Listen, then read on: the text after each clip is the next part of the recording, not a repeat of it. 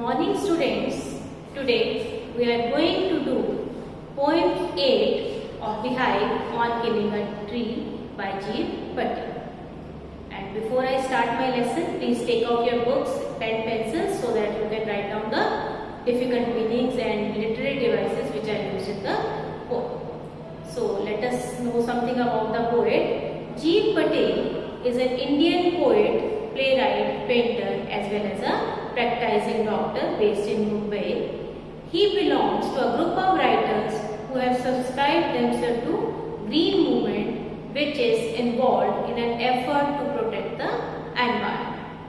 His poems speaks of deep concern for nature and expose man's cruelty to it. In this poem on killing a tree, the poet symbolizes a deep-rooted evil. He says that a tree cannot be killed by just hacking and chopping it, and to put it to a permanent end, it should be uprooted entirely and left out to wither in the sun. In the same way, the social evil cannot be put out just by criticizing them. The society should root them up to die forever. So, here in this poem, tree is a symbolic of evils prevailing in the society.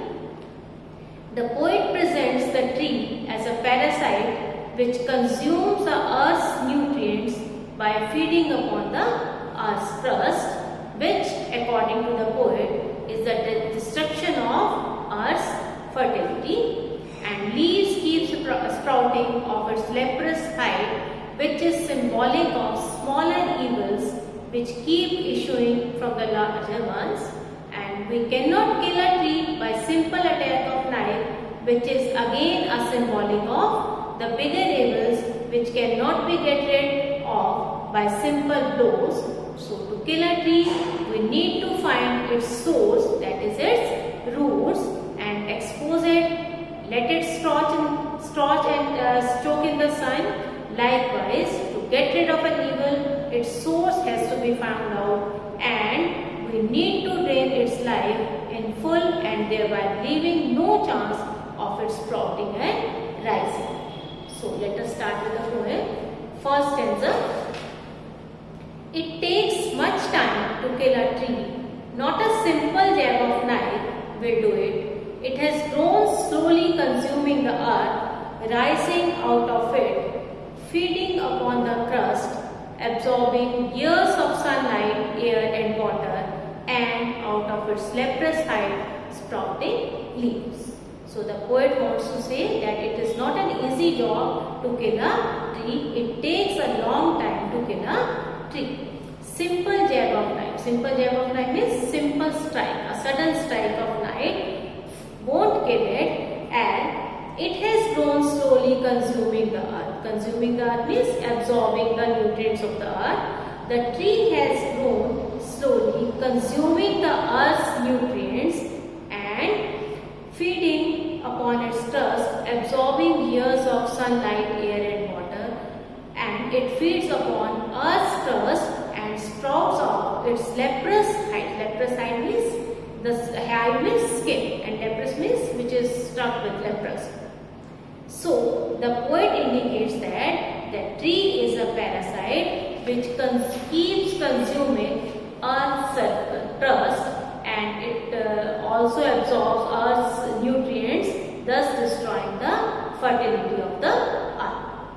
Beside it, the tree gets nourishment from air, from water, sunlight, and this process goes on for years. This is a very long process. It goes on for years. Then he says, leaves keep coming out. Leaves keep sprouting up of its leprous skin.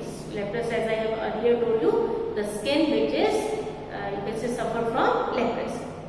Thus the tree here is a symbolic of bigger evils from which smaller evils keep on coming out, from which the smaller evil keeps on sprouting.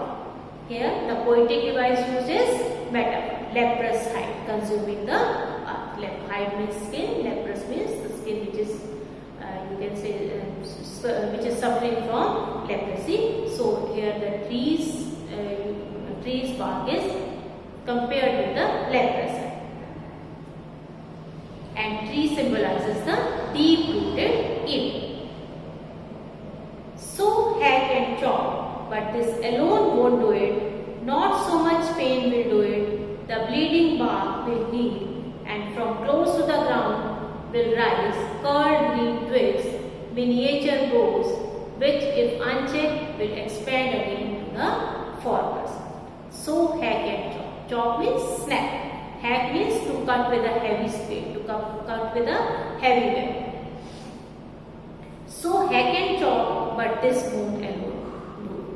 The poet wants to say that the simple or single strike of knife, it cannot kill a tree. Not so much pain will do it, the bleeding bark will. So the poet wants to say that it should be cut in a rough and violent way, because a single and simple strike of knife won't kill it in a single. But even the chopping alone won't cut a tree. It won't give much pain to it. The bleeding bark of the tree, the bark which is bleeding, the sap which is coming out of the tree, the bleeding bark of the tree will heal, and the curled green twigs will sprout again from the tree. In small branches they will start coming out of the tree again. Miniature means small and boughs means branches. They will grow again, and these miniature boughs, these small boughs, these small branches will grow big.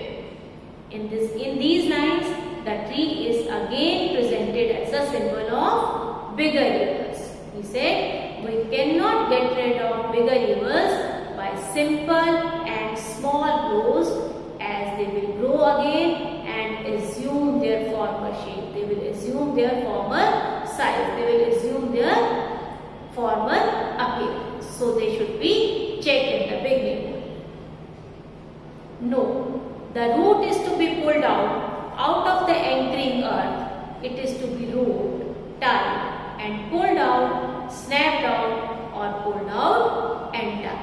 The root is to be pulled out of the anchoring earth. Anchoring earth means the earth that gives support to the trees. And rope means it is to be tied with a rope, snapped out, chopped. So the poet wants to say that this tree must be pulled out of the anchoring earth. The tree must be pulled out of the earth that gives support to the trees. We know the soil, it binds the roots of the soil. The trees are pulled securely and tightly with the help of the roots in the earth. These roots, they are deep rooted. They are deep in the earth and they are under the soil. So, if we want to kill a tree, we need to kill its very source. We need to kill it from where it originates. The tree originates from roots, so it should be killed from the roots. And for doing this, we should tie the tree with a strong rope and pull it out of the earth's surface. The tree is to be tied with a strong rope and it is to be pulled out of earth by using a great force, by using a great strength, and it should be topped and tied. So it is the poet is telling the symbolic technique. He says, in order to get rid of the deep-rooted evil, as I told you, the trees are symbolic of deep-rooted evil. So in order to get rid of the deep-rooted evil, we must know its source, from where they originate, and we should expose these sources and we should kill it entirely with our full strength, with our full power, with our full, you can say, full. Out from the earth cave and the strength of the tree exposed, the source, white and red, the most sensitive, hidden for years inside the earth. The strength here is power of the earth. Exposed means to bring, to take it out in the open. And sensitive, which is quick in response. The poet says that the real strength of the tree is its root. The real strength, the real force of the tree lies in its root. And and its root is its source is white and wet. The source, that is white and wet root, is the most sensitive part of the earth. The white and wet part of the root. When you take out a root of a tree or a root of a plant, you will find small, you can say white thread-like structure near the root. So this is the most sensitive part of the earth, and it is that part of the earth that is remain hidden in the earth for many years. They remain hidden in the earth's crust for many years. The most sensitive hidden for years inside the earth. So the poet says it is the part of the earth which remained hidden for years inside the earth. And if we want to kill the tree, this important part has to be brought to the open. So how can we bring it out? By pulling it out with our full strength, by pulling it out with our full force. So as again we can say that the tree is presented as a deep-rooted evil, and the poet wants to say that no one can end this evil completely until its source is found, its source is exposed and its source is destroyed. So to eradicate any evil, its source has to be found. Then the matter of scorching and choking in sun and air, browning, hardening, twisting, withering, and then it is done. Then the poet says, then the matter of scorching. Scorching means discoloring it in the sun. Scorching heat, you can say discoloring of the trees, branches, trees, root in the sun. And choking means just say unable to breathe.